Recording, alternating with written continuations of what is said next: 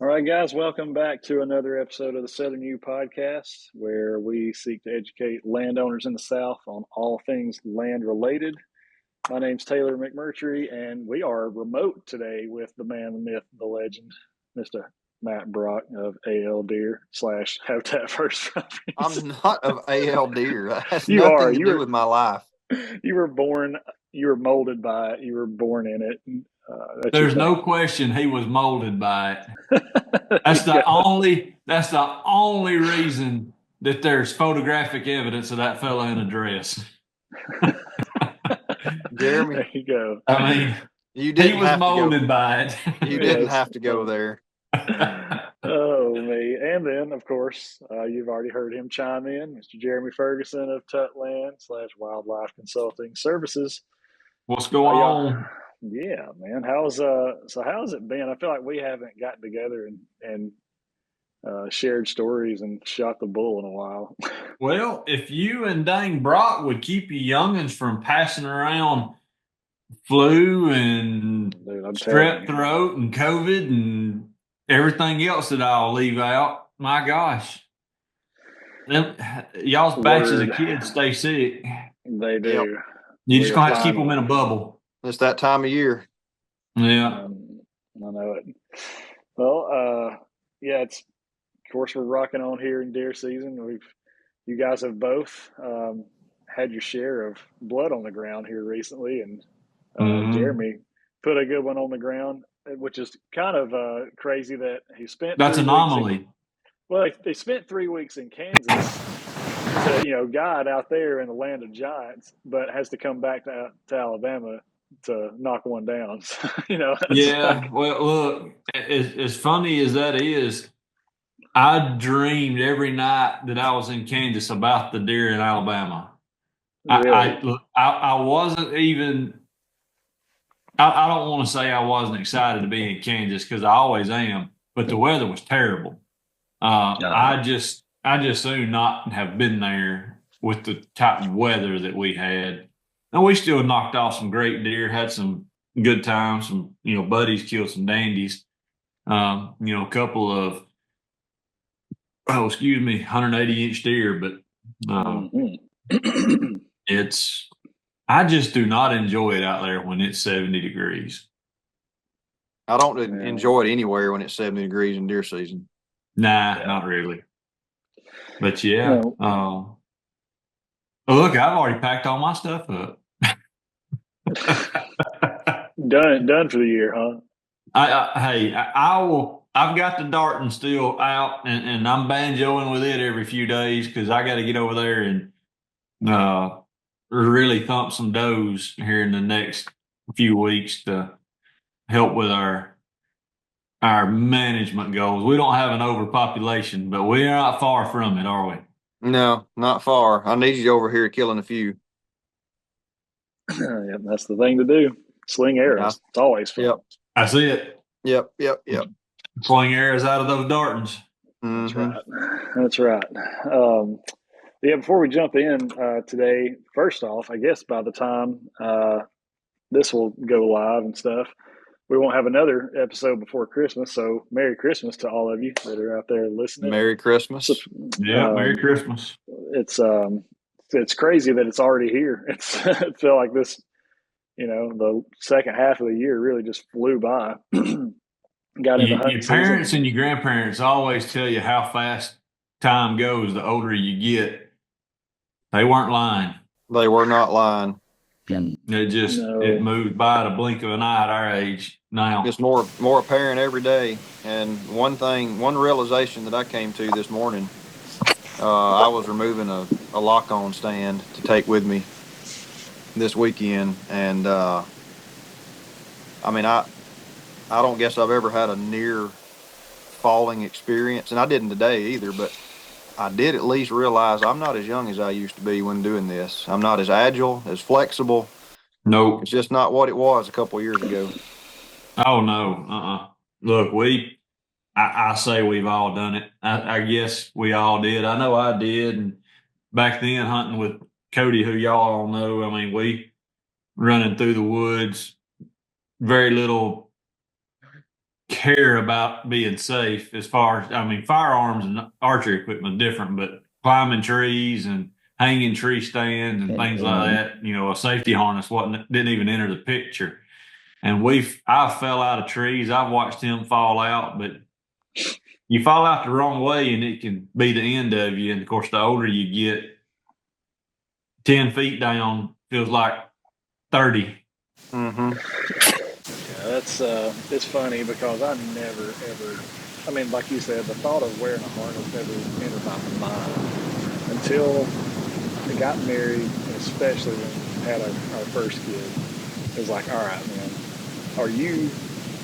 Could you live with yourself if you fell out of a tree stand and died or were paralyzed Yep. or something like that, and left your kids here, your wife here, because you were just too stubborn to put on a harness? Like, just do it, man. So really, from then on, I just Well, see, totally safe. Like, I guess I'm different than both of y'all. I have wore a harness ever since I was a kid. Well, that's because you're not smart enough to hang on to the tree limb No, I'm like a monkey. I am like a monkey in a tree. in a tree. In a tree, yeah. Not out of the tree, just in the tree. that's funny. Yeah, my realization came. I came to that conclusion when we got Ugly Dog. Oh yeah. I couldn't leave him without a proper guardian. Oh my There you gosh. He's go. got May No, May. no, really though. I started wearing one when I got married. Yep. Same deal. Like, I just couldn't live with myself, but Of course, but I'm sure you three or you two are like me. You're probably worth more dead than you are alive anyway. Probably. yeah, yeah. My dad has the running joke that with with my stepmom. It's like, oh, I'm worth a lot more alive than I am dead. So I don't want to give her any reason to kill me. So, but anyways, yeah, we're about to jump in here. Before we do, just want to say Merry Christmas, and also want to let you guys in, if you don't already know this. I know we don't do a good enough job talking about this like we should, but we are on the OKS podcast network, and there's actually, it's really wild how things have grown on that network over the last calendar year, really. But there's some really, really cool shows on the network, and you guys owe it to yourself. Just check them out. Of course, not all of it is Southern content, like stuff that we're doing, but um, the OKS Hunter, which is Eric Clark, he's got some really cool stuff going on there. I just love the ideas. They're not. They always say they're not good hunters. They're not bad hunters. They're just okay. And so I think that kind of resonates with a lot of people and with us too. And then also Zach has the OKS Trapper. And so if you're into trapping, fur trapping, that sort of stuff. Yeah. And he actually wrote a book too. If you guys have ever checked that out, it's called Turning Feral. I don't want to give too much of it away, but it's my understanding he was in kind of the corporate business world and kind of got tired of that life and said, somebody took him on a hunt and showed him how to set a foot trap and said, you know what, I think I'm gonna do this. I'm gonna go feral. I'm just gonna like go live in the mountains somewhere and fur trap and stuff like that. So, anyways, go check him out, dude. He's got and he's actually interviewed some really cool people too. I think he's had one with Fred Eichler and a few other guys too. But anyway, Look, just check out there's some great trappers out there, and I mean he's no exception. But you can consume a lot of information just from books, YouTube, things like that on trapping to get started because we need them. The fact of the matter is, you're not going to make any money off furs in the South anymore. You can just forget it. But other, trapping for wildlife management, other purposes, still pretty dang popular. Oh yeah, that's cool too. Which, speaking of that, you guys have heard me talk about my buddy Jake a lot. I think last week he was hunting with his son, and I was going to actually ask y'all to see if y'all knew what the percentage of coyotes that have this color phase to their fur, but he killed a solid black coyote, and I think he was trying to do research on it. I said, man, I don't know, I don't have a clue, but I could ask Matt and Jeremy. I think he Well, came up it's with like 5.5% of all coyotes in the U.S. have that yeah, color phase too, or something like that. it's It's more very common common. in places, and in places Yeah. it's not common at all. Over in place Matt and I hunt, we don't see many right there at Matt's. We see them, but you go 5 miles down the road where I've got my place, and I've got, I mean, 3 or 4 of them that are different individuals that I see, and that comes with dog being in the lineage at some point. Well, Yeah. that's interesting because a lot of people have thought that it was dog lineage, but the DNA work that they've done on the eastern On the eastern coyote is that it actually the color phases of coyotes have come from more wolf lineage than dog. Um, I think the eastern coyotes that are east of the Mississippi River have up to 13% wolf DNA. yeah, Which is pretty cool. That would explain some of the larger sizes. We have larger coyotes in the eastern United States than the west. we do. Um, so that would explain that. Yeah, this That's was not. interesting. This was That's a interesting big. because we did some tests on some that came back, dog. Right. But, Well, that's pretty cool. Yeah, I he was excited about it, and he sent me pictures. I mean, it was a very healthy female, big dog. So, Yeah. you got but any idea how big? Just a picture, no, or did I it mean, weigh her? yeah, he sent me a couple pictures, and he's supposed to have it tanned and all that kind of stuff too. But it was funny because it happened. Hey, there you go. Check that out. Yeah. That one weighed 37 pounds. Dang, that's a big dog. That's a good one. Yeah, Yeah. It was a he big one. he sent me video from the previous year, and he was showing me the video and a couple pictures from the stand, and he was like, "It has to be the same one." But what he was showing me in that video really looked more like a fox. But the picture of what he actually shot, and he's holding it up like this, was no doubt a coyote. So he was like, "I don't know what the odds would be of having a black color phase like fox and a black color phase coyote, but I feel like that's almost impossible." Like, I've yeah, never seen a black fox. yeah, Mm-mm. I've got a couple of pictures and video I'll plug in here just where y'all can see them, because it just looks so, its legs were so skinny and so tall, it just made it look You sure like you that didn't shoot can't be. a Black Panther? Yeah, it could be a Black Panther. We're I mean, looking for there's that so kind of many thing. of them. That's right. See them every year. Yeah. Yeah. But anyways, moving on for our topic of discussion today. Um, you guys in the South, you're probably getting ready, getting geared up for the rut and that sort of stuff. And instead of us talking about that, I kind of want to get a little bit ahead of the game, because we're gearing up for the rut. Rut's going to end. We have a little bit of time after the rut here in Alabama, because Matt's favorite season in February.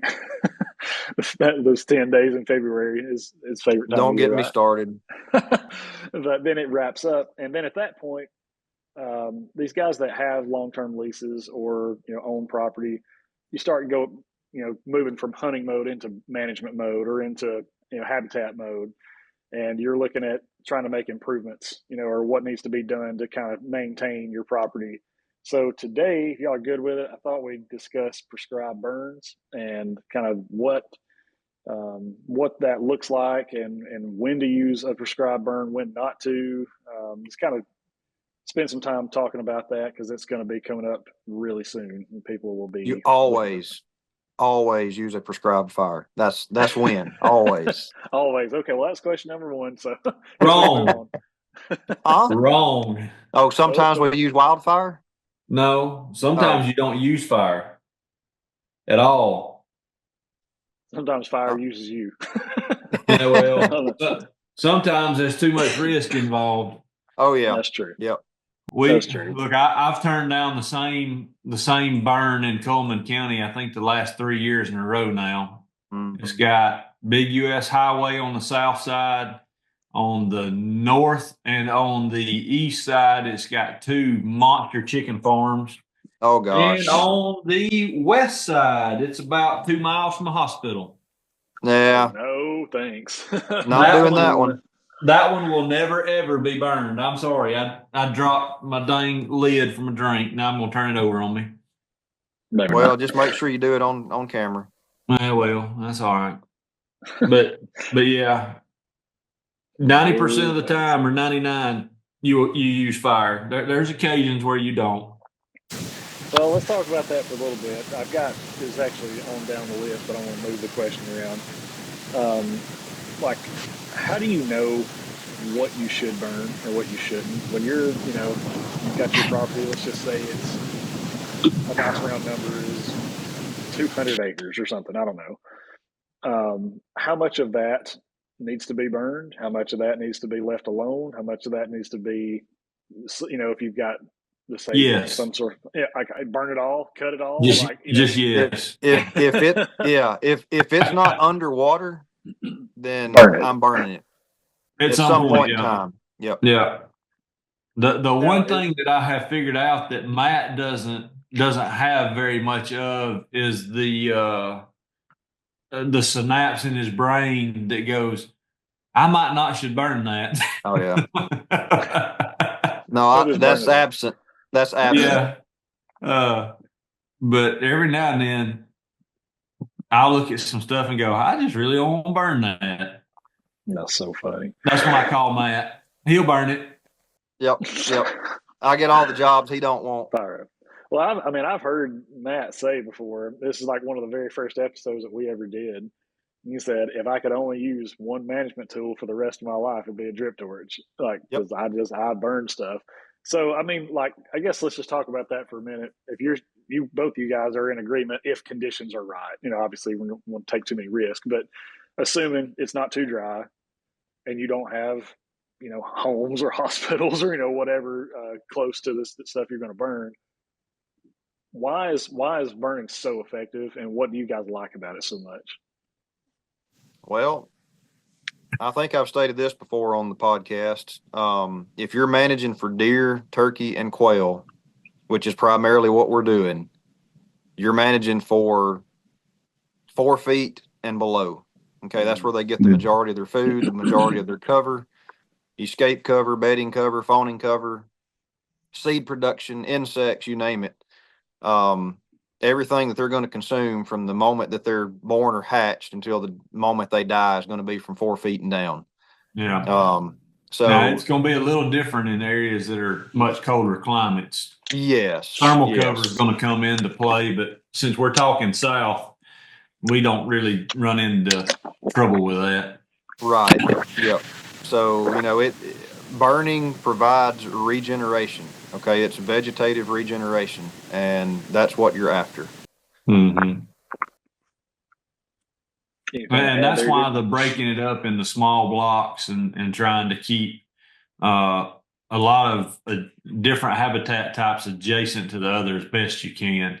Really, if you're like what Matt and I do, when we're evaluating properties to burn, we'll look at a map, and of course, obviously, we can't tell anything until we see it on the ground. But after we can ground truth some things, we're going to build in as much diversity with adjacencies as we can. Yep.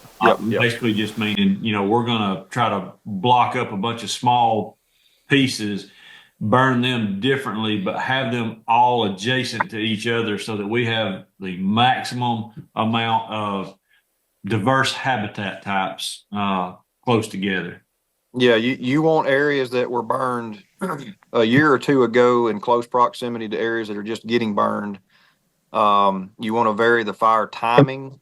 Fire timing has a lot to do with what plant species regenerate and what you control and don't control.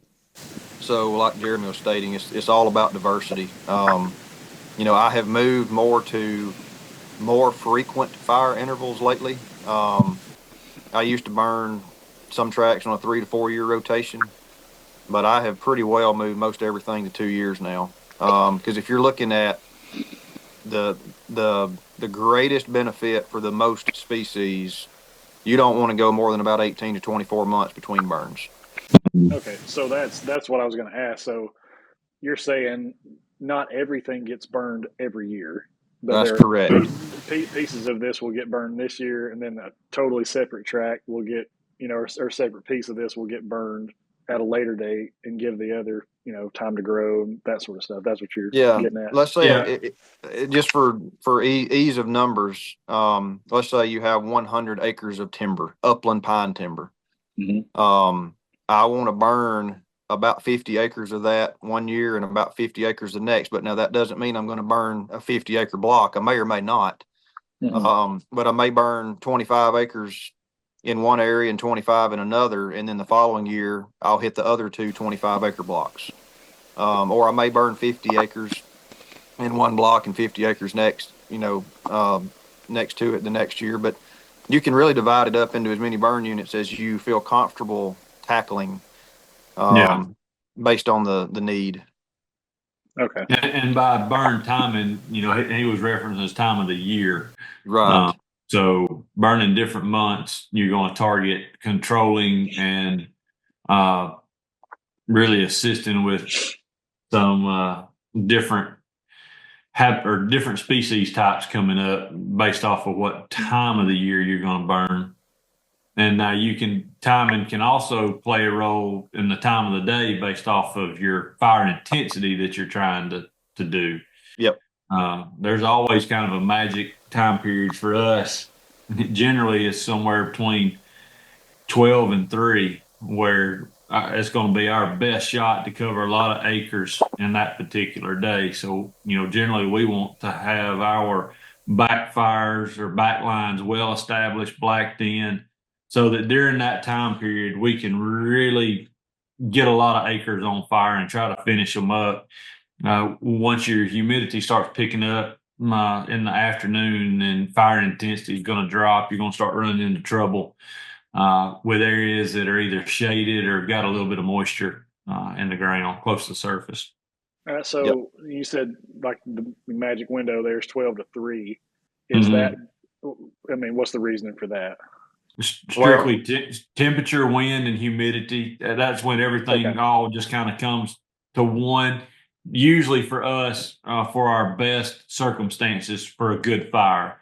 That's not always the case. If you've got weather systems coming in, those systems can come in at different times of the day and really, really mess that up. And look, that weather doesn't always do what you think it's going to do and what it's forecast to do. nope. Matt and I keep Kestrel units on us so that, if things don't really line up with what we thought we were supposed to see with the way a fire is burning, we can check the weather, on the Kestrel and see why. And generally, it's either going to be wind or humidity that is not what we expected. If our fire is either burning hotter than we thought, covering more ground in an hour than we thought, or not burning as well as we thought. Yeah. I mean, Okay. we've had days where my personal cutoff on burning is like 25 to 26% humidity. So like if the humidity is forecast to drop below that, then I typically will not even start a fire that day. But let's say that it's forecast for 25, 28%. I'm like, okay, I can work with that, but I don't want it to drop any lower.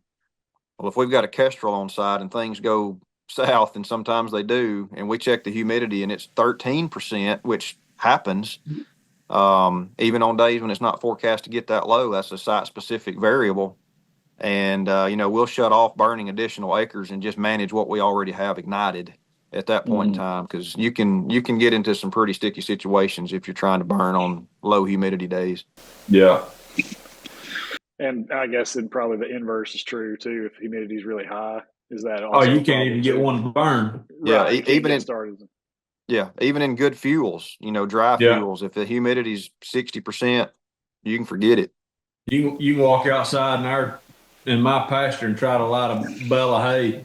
If it's high humidity and they're not going to do anything. It might creep across the top, but Yeah. I mean, uh, I don't know if I've ever told this story or not before, but I was probably 9 or 10 years old, at my dad's old house in Pleasant Grove, and me and my cousin are out there shooting bottle rockets. This is in like February or something. Everything is dead. Grass is just brown. Things not frozen but dead and cold. And so we have a Bradford pear tree in his front yard, and we had this small, like, I don't know, half-inch PVC pipe, and we're ran it up through. Oh, y'all were doing it up right. Yeah, we were shooting bottle rockets up through there, and then it would come out the top of the tree. Pow!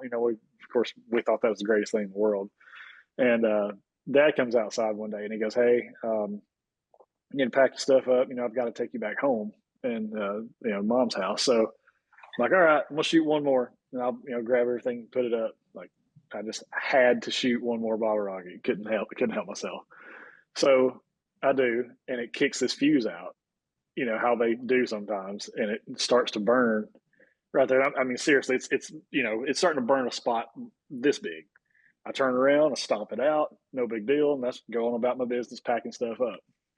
Well, I get everything in this little plastic sack, and I turn around, and all of a sudden, this spot that I had already stomped out that was this is now like bigger than me. It's bigger than I am. And I'm going, oh gosh. So me and my cousin both, we're just stomping this fire the best we can, and it gets away from us. And so I immediately go into panic mode.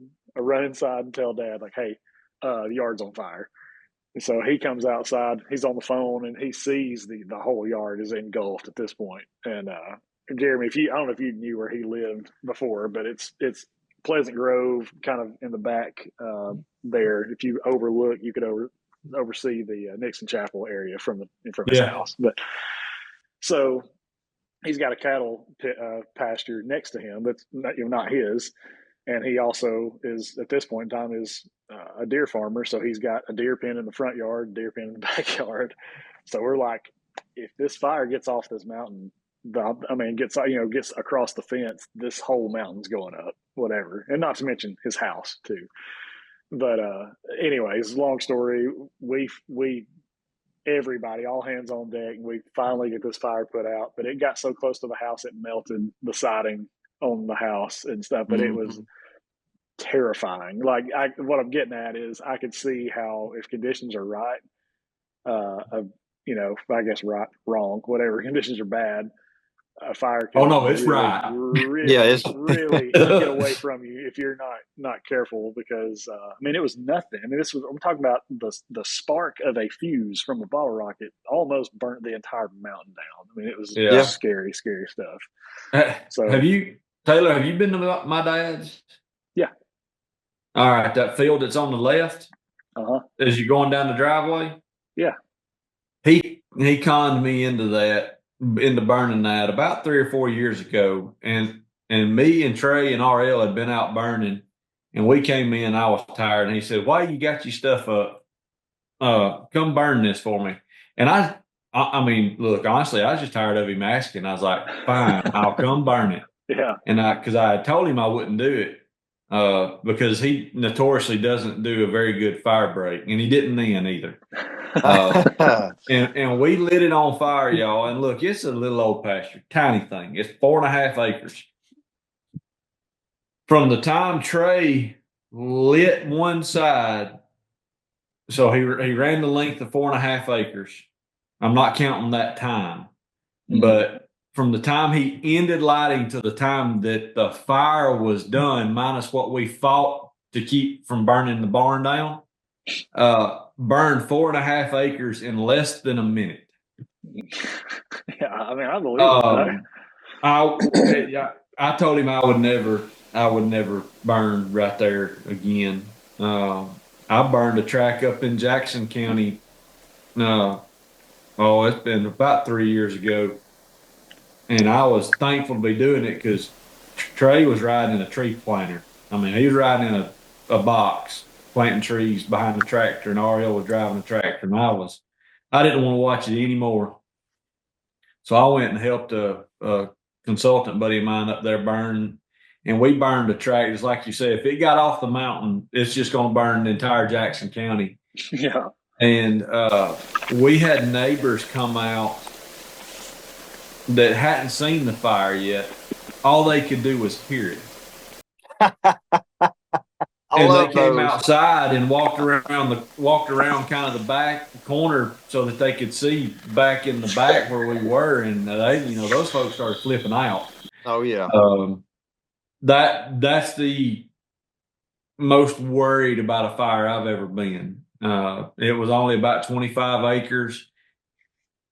I mean, y'all have all seen some footage of some of our burns where we're burning open fields, and I mean, you get 40, 50, 60-foot fire tornadoes. That didn't bother me, but that place right there scared me to death. I thought we was going to burn down all of Jackson County. Oh, man, I'm telling you, when that happened, and to add insult to what was going on, I'm like, your dad goes, go around to the house to the faucet and get some water in a bucket and whatever, let's go. So I run around the house, go turn the water on, the hose is frozen. So okay, so take the hose off, fill this bucket up with water, and I take off running across the yard. And I know, like, by the time I get there, I'm like, I mean, I had that bucket full. I mean, this is probably I don't know, probably a 10-gallon bucket. It was everything I could do just to start, running with it. And by the time I got there, I thought, man, this is not as heavy as it used to be, I looked down, the bucket that I had picked up and tried to fill it with water had a hole about the size of a quarter in it. So it was just all over my leg. There was no water left in that bucket by the time I got to the fire. It was just like, well, okay, this is it, man. This is what happens. I guess this is how I'm, burning the house down or whatever. We have established that Taylor is not going to help us burn. No. That was scary. It scared me He to death. he can show up with the drone and we might can do some footage, but other than that, he's not. Yeah. Not gonna that's help. right. No thanks. But anyways, scary burn stories. Let's in kind of the same thought of being safe and those sort of things. Is there any kind of certification that people need to be able to do this kind of stuff, or can people burn their own properties? Yeah, They can burn their own properties without certification in Alabama. Alabama is a right to burn state. Because you have the right to burn does not mean you should. Right. Yeah. You need to get permits, the whole nine. What is it? I think you can burn anything under a quarter of an acre without. I think that's right. I've always made a point, if I'm burning regardless of size, even if it's a brush pile, I go ahead and get a permit. In Alabama, although you have a right to burn, if you want maximum protection from liability, you need to meet 3 criteria. 1, you need a certified burn manager to conduct the fire. You need a burn plan, and you need a burn permit. And if you do those 3 things and follow the burn plan and don't step outside of those burn plans very much, I mean, you can tweak some of the details on there, but I mean, you need to try to stick within the parameters that's in your burn plan. You're pretty well covered unless you do something really stupid. But then there's also, burning liability insurance that, like we carry just because we're doing so much burning. I wouldn't expect landowners, to have that, but you can get a per burn insurance policy through several different insurance agencies. Yep, you can. Then it's not very expensive. I would recommend that to folks that, well, actually, I would just recommend it. I was going to say, it's not a requirement, but does that fall under the same category as like event insurance? I know I've heard agents talk about, hey, if you're going to have a wedding and you're going to have an open bar, you need event same insurance. Principle, but very, very different insurance. Yeah. I've heard those guys go, you're throwing a big party or you're having some big event or whatever, and it's on your property or, whatever. You need event insurance. If something goes sideways there, you need to be able to protect yourself. So, yeah, like Matt said, as long as you don't step outside the bounds too bad. Look, and if you burn somebody's house down and you followed all those, those 3 requirements, you're still gonna suffer, legal consequences, but very likely it's only going to be civil versus criminal. You step outside those bounds a whole heck of a lot, and you can end up facing both civil and criminal. Gotcha. What about like the cost associated with burning? I mean, obviously, if you're doing it yourself, you need whatever equipment, I guess, to make good fire breaks or something to light a fire with. There's probably not a ton of cost associated with it, but if you're hiring a professional, someone to come and do this stuff, what generally are people looking at? It varies. It Depending varies. on where you're at, how much is involved. This year, I would say a good rule of thumb for understory burning or just a good average is going to be somewhere around that $26 range, somewhere between 25 and 27. It's getting more expensive. Yes. Yes, an acre. That's for the prescribed burning. Now, yeah, site prep fires are a whole different story. Those can be wildly expensive depending on where they're at and what kind of debris you're trying to remove, and if there are a lot of sensitive areas around. I would say we're probably averaging somewhere close to $40 maybe this year. Yeah, it just depends on the site, but yeah, I mean, on the site prep burns, sometimes you have to have additional equipment on site. You have to have more eyeballs, so you're hiring more labor. There's just more costs associated with those. So, $35 to $40 an acre is pretty standard for those.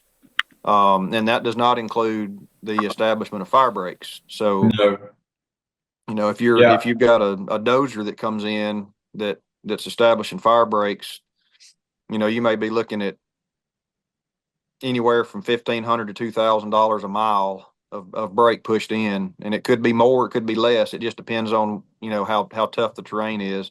We put a lot of fire breaks in really hilly terrain with a lot of topography, and it can be a little more expensive.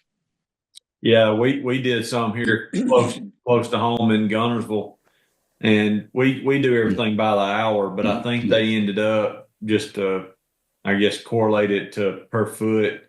After I did the math, it ended up being like 68 cents a foot, which is a lot of folks look at and go, God, that's tremendously expensive. And it is, but we were in terrible terrain, right? I mean, really just right behind my house. It's tough. Yeah. On flat ground, once you get a fire break established, you can run a disc through there. Or, do any number of things to maintain it yourself without having to get a dozer come in every time you want to burn. A skid steer with a 6-way blade is a wonderful, wonderful machine. Yep. Just to run around established stuff. And there are a few other little tools you can use here and there that we've come up with that are pretty doggone successful.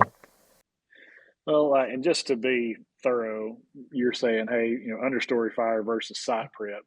Yep. I mean, just kind of give people an insight as to the difference between those two things. I mean, obviously, a site prep, you're preparing it for something. But yeah, we're site prep. We're preparing to put either some type of grass, ornamental, or timber crop or agriculture crop in the ground after that burn.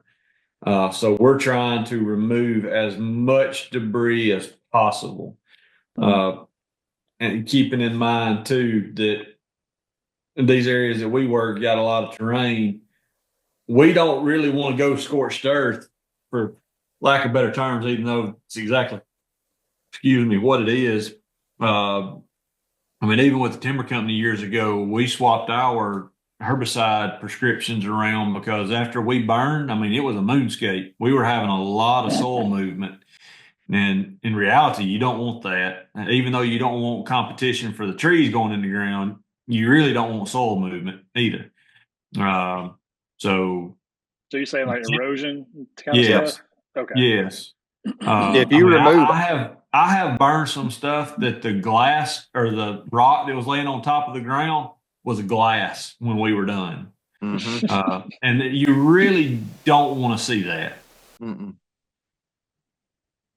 No. Gotcha. Well, last thing I've got here is just timing. I know you said that there's never a bad time to burn and all that kind of stuff, but as far as like when are people, I imagine there's probably not a ton of burning going on during hunting season.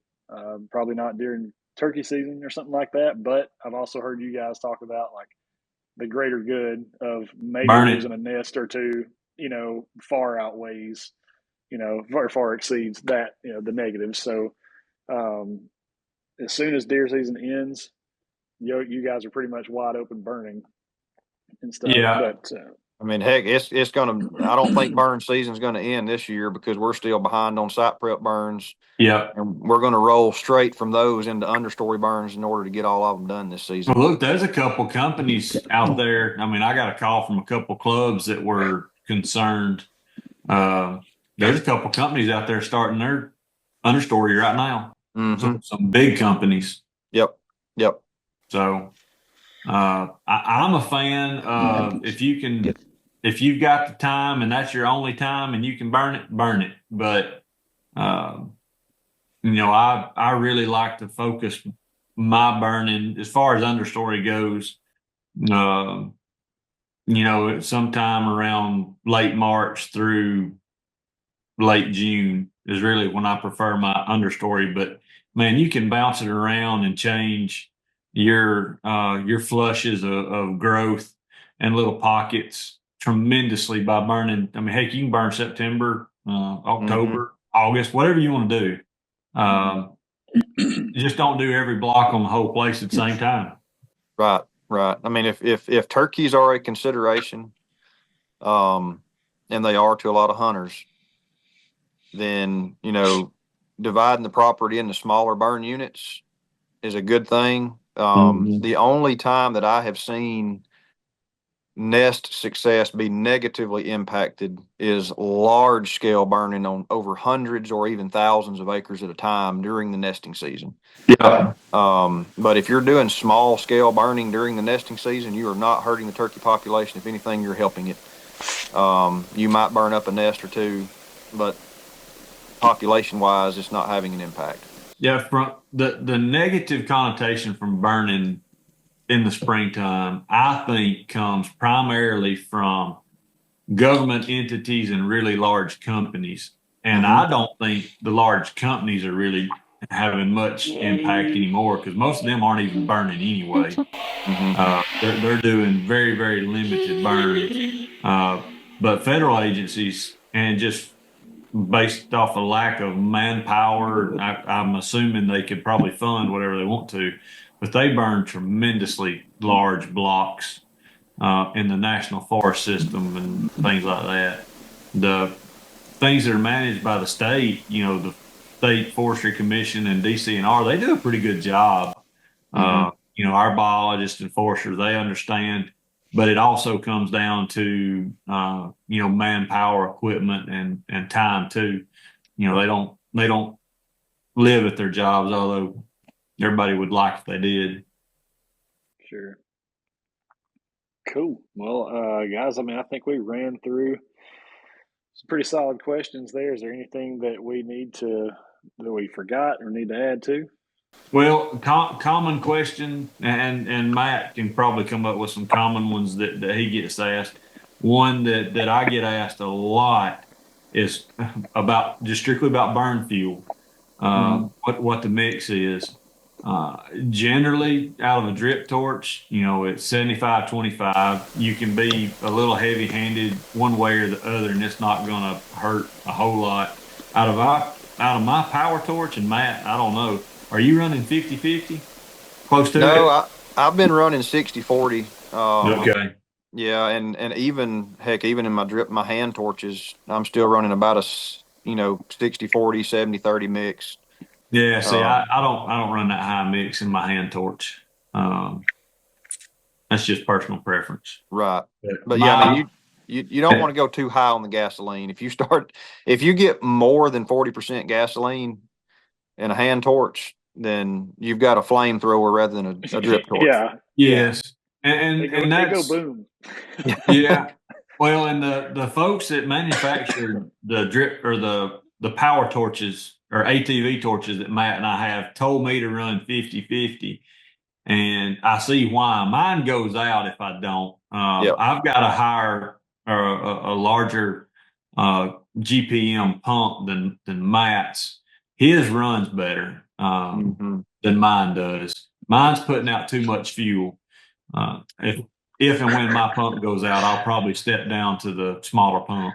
Yeah, which one of them did y'all say got prostate enlargement? Used to shoot a really long flame, now it don't anymore. That's mine. It just barely dribbles now. So mine don't.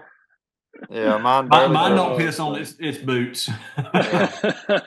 I think I need to clean the lines out and maybe even get a new pump myself. But yeah, it's definitely suffering from I prostate guarantee you, enlargement. your lines are dirty. Yeah. That's so funny.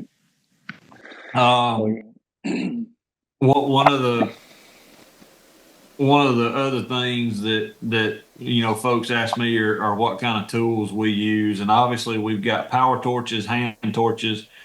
You need a rake and a shovel and a fire flap. If you don't know what a fire flap is, just take you a hoe handle and strap a 18-wheeler Rubber mud mat flap to it, and Yep. you got it. Yep. Yep. Chainsaw's a handy piece of equipment to have. Always have a chainsaw with you and a leaf blower. Yes. The largest leaf blower you can get your hands on, and the largest chainsaw you can get your hands on, because it's no fun cutting down trees that's as big as your waist with a little saw when they're on fire. No, and I think I've likely in the right substrate, I have put more fire out with a leaf blower than I have with water. Just depending on what's there. But you get into a hardwood stand or something that's got a lot of pine straw, you can blow a line in really quick and just let the fire burn up to it. Yeah. Yeah. And I don't have one, but I've seen some guys that carry around all the misters. It's it's a backpack blower. It's got water in it. Just adding that little bit of moisture to that seems to go a long way too. I know there's been some research being done on some water additives for fuel tanks or for water tanks to use around fire that have been pretty promising. I hope to see them approved by the EPA one day. The last one I saw seemed promising. It works very well, but it was going to be used to be able to dump on the wildland firefighters that were caught in a fire. Like golf course slime or something. That stuff. But yeah, it was something. Now what they call it, Matt, I can't remember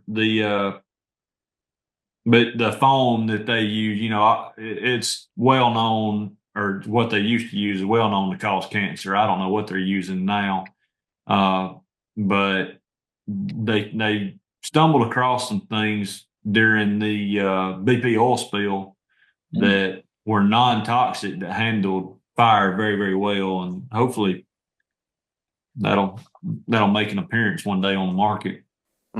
Gotcha. Probably not, because it's probably cheap to make and going to save lives and keep people from getting cancer. So we'll probably never see it on the market.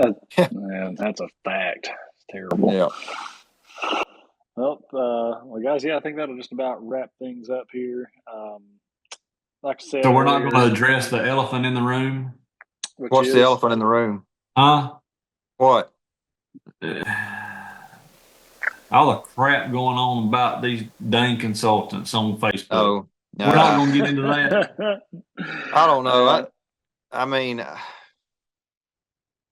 I just wanted to ask you what you thought about it. Well, look, don't call names, don't point it out. Other than talking about it, I don't want to bring attention to an individual. No.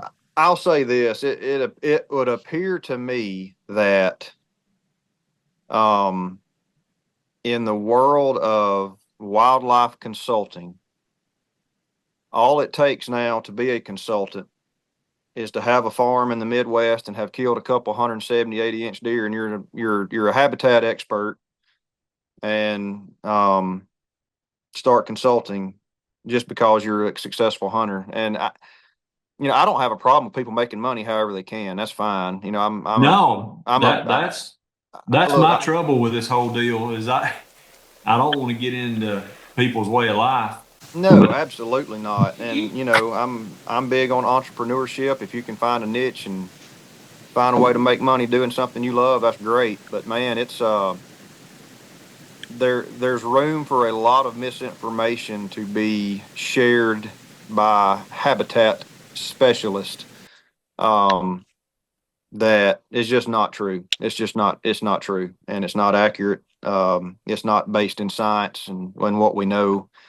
And, I mean, one of the things that we try to do is use methods that have been proven by science to work.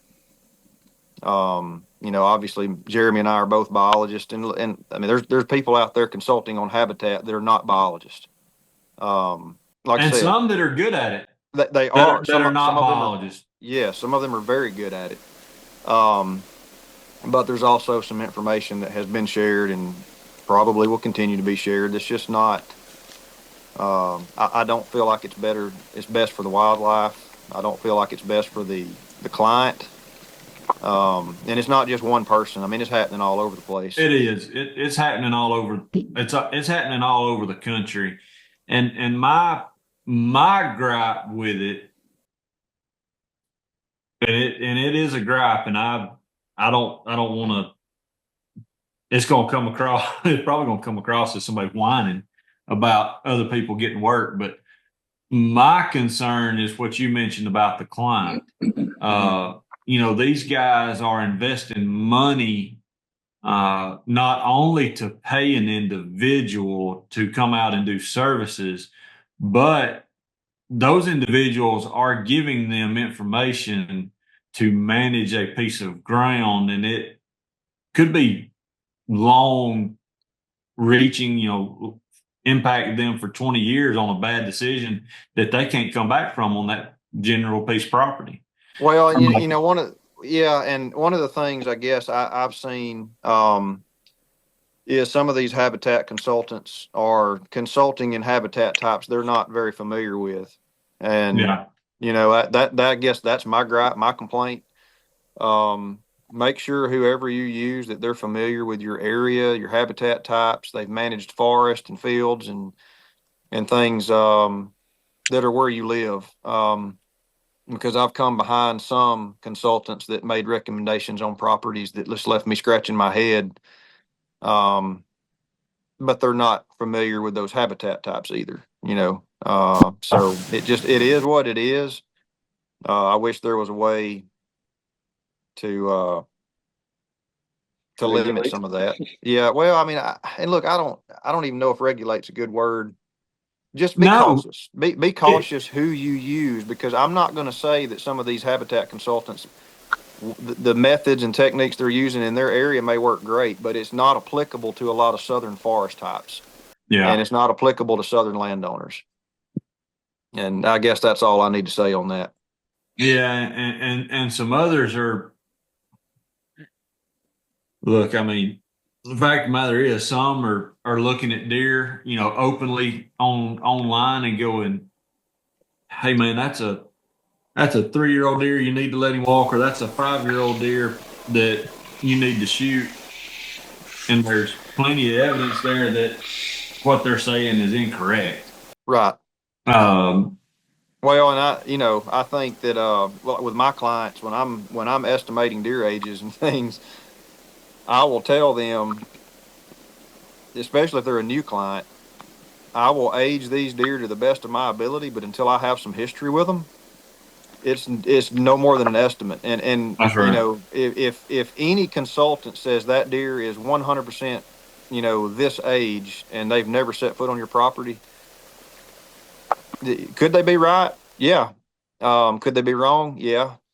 And I like to have history with deer for multiple seasons before I start assigning an exact age, just because deer don't follow the rules. I mean, look, you take people, we don't all age the same. We have different genetic makeup. Some of us are heavier than others. Some of them are lighter. Some of them are taller. Antler development is different. You have averages per age class, but it can be difficult to accurately age deer without history of those deer. That's right. Just keep that in mind as well. Yeah, I mean, I think that's kind of just the overall message there. Is just be careful. That is it. Look, the landowner has a tremendous amount of responsibility in this process, and that is to search out qualified individuals. And look, we've all made mistakes. I've made mistakes in the field. Yep. It's gonna happen, but having somebody that has a proven track record, throughout the areas that they work, it would be very important. And I wouldn't just take one or two folks, recommendations on that necessarily, unless you know them, really well. But it's a change in industry, and hopefully it's going to continue to change. For sure. Well, guys, we probably went a little bit longer than normal, but we're gonna wrap this thing up real quick. Shameless plug. I know you guys are kind of getting fired up here in the South for the rut. A lot of us get kicked off around Christmas and even on into January in certain parts of Alabama, the very end of January. So with that being said, I just wanted to shameless plug here. The most popular episode that we ever did since we started this podcast was on the Southern Rut, and another one that was on Southern Deer Density. So we're getting ready for the rut. If you haven't checked out that particular episode, you can find it on YouTube, Spotify, Apple, any of that type stuff, wherever you stream podcasts from. And but it's like those two episodes are kind of number one and number two, and everything else is like there's a big gap between number three. So it's a good episode. I think there's a lot of valuable info for those of you who are in the South, and we discuss the rut and um, does coming into estrus and what factors come into that. If there's any rutting moon or if there's any weather plays a role in that or any of that type of stuff. So we talk about all that, and it's just if you haven't checked it out, make sure that you do that. Obviously, we want you guys to like, share, subscribe, share it with a hunting buddy, any of that type stuff. We have some really, really some pretty good things in the works, some pretty big things that are being developed right now, and we can't really let the cat out of the bag too much. But pretty soon, you guys will start to see some stuff from that. Hopefully, in the next 2-ish months, on what we've got cooking and we've been working on for about the last 6-7 months. It's funny because we had ideas that were all separate ideas to all of us individually, and we all sort of brought those ideas to the table, and they turned out to be the same idea. So we're pretty excited about what the future holds, Lord willing. So that either means it's a really good idea or a really, really bad one. Well, that's the whole deal. Is that pastor says it this way. He's like, I've never had a bad idea until I told somebody else about it. That's right. That's right. So, this may be a horrible idea, but you guys can tell us if it is or not. But just keep your eyes peeled on all our social platforms. We'll be talking about that as it gets developed. And then also, last thing, Merry Christmas. You guys remember what we celebrate, why we celebrate, and hopefully you take some time to shut down the work mode and all the busyness of life and get a chance to spend some time with your family and reflect on Savior's birth, man. It's a big deal and nobody talks about it. And Amen to that. So. Amen. And wash your hands, people. Yes, please. And look, if you're sick, stay home. It's just that simple. I don't know why we got to make a big deal out of this. If you're sick, stay home. Right now, as we speak, there are 130 kids out in the primary school at the school that my oldest goes to, because we took a doctor's excuse up there. Like, we don't need that. There's 130 kids out right now. Yeah, Didn't their school close or just kind of shut down because they had a lack of teachers, or was that another Uh, school? yeah, it's another school, but it's happened before because they Okay. didn't have enough bus drivers to drive. Yeah. It didn't have enough teachers. Like couldn't get The flu subs. over here is just rampant, and I'm It sure. And is. I, your boys got the flu, don't they, Matt? They had something. We never had them tested because we don't go to the doctor that much. But they at least Luke, Luke They wasn't don't feeling. take their kids to the doctor because they're Yeah, afraid they won't let them have them back. that's right. But Yeah. yes. So, anyways, thank you guys so much for listening, and we don't see you before the new year. Happy New Year as well. But Happy New Year we'll Yeah. have some new stuff coming to you very soon. Thanks, guys. and Yeah. happy hunting. Yeah. That's Y'all right. go kill some deer. It's time. It's fixing to be time.